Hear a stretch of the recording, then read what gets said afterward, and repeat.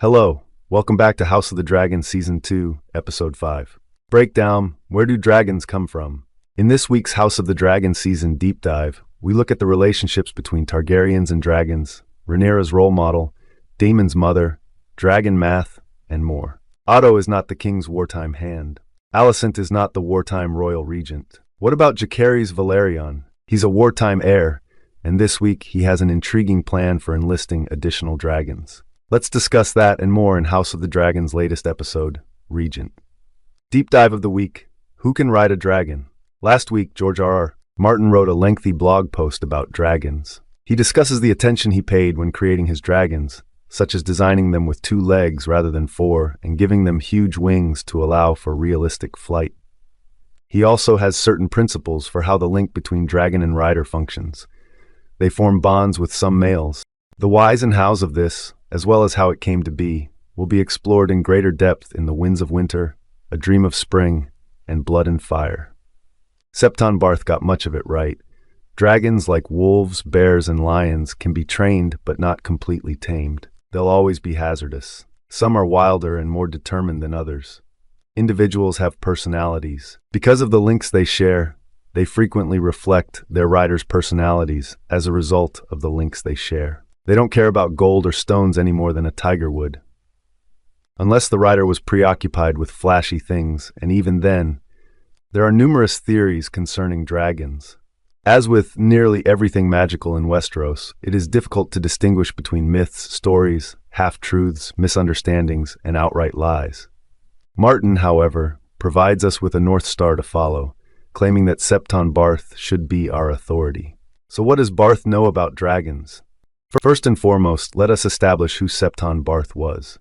Barth, the son of a blacksmith, was converted to the Seventh-day Adventist Church. When he arrived in King's Landing in 50 AC to serve under Septon Oswic, he rapidly established himself as one of King Jaehaerys' most valued advisors.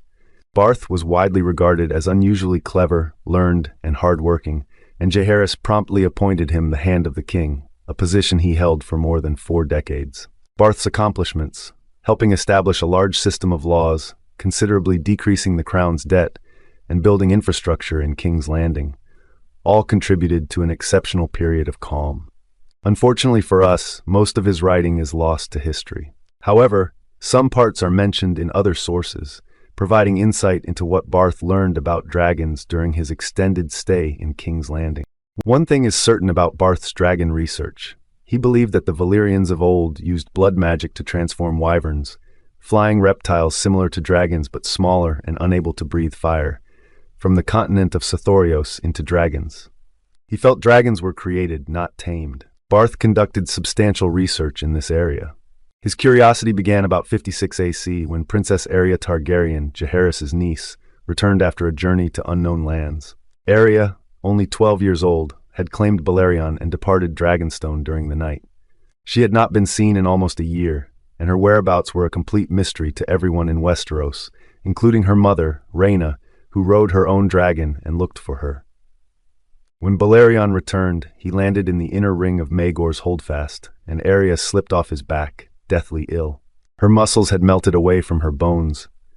Her garments were in shreds, and one night claimed she had a fever so high that he could feel it through his armor.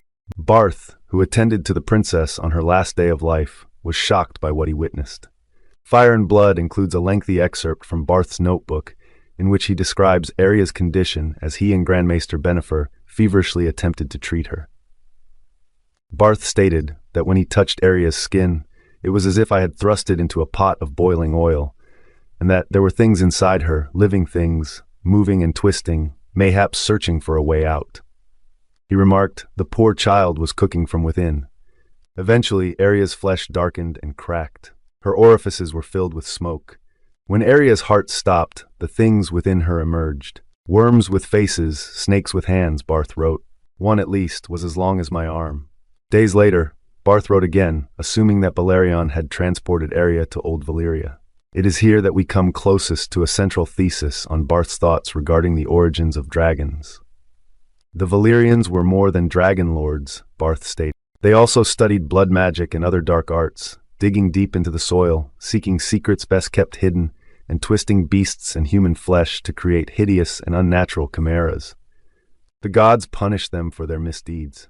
Valyria is cursed, all men agree.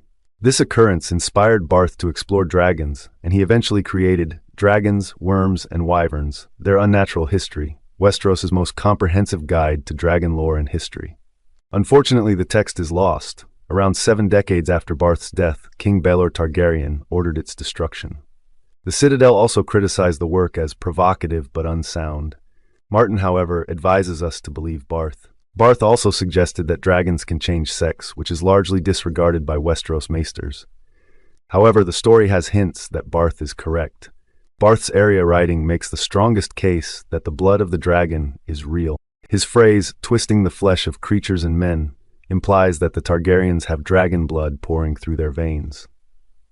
If correct, this theory would explain a few facts about the Targaryens. In A Storm of Swords, Daenerys learns that madness and greatness are 2 sides of the same coin. Every time a new Targaryen is born, the gods toss a coin into the air, and the world waits to see how it lands. The Targaryens, including King Maegor, King Aerys, Viserys, Daemon, Aemond, and Daenerys, have a history of violence and instability. The Targaryens' proclivity for madness is frequently attributed to their incestuous lifestyle. But what if it's because the Targaryens are part dragon? This could also explain Targaryens' practice of incest. Incestuous weddings are not unique to the Targs, they are a Valyrian tradition. It makes sense to keep the dragon's blood strong if it contains the key to dragon riding. Furthermore, the Targaryens experience a number of stillbirths during the series, with the baby being characterized as almost dragon-like. The most notable example is Rhaego, Daenerys' son in A Game of Thrones.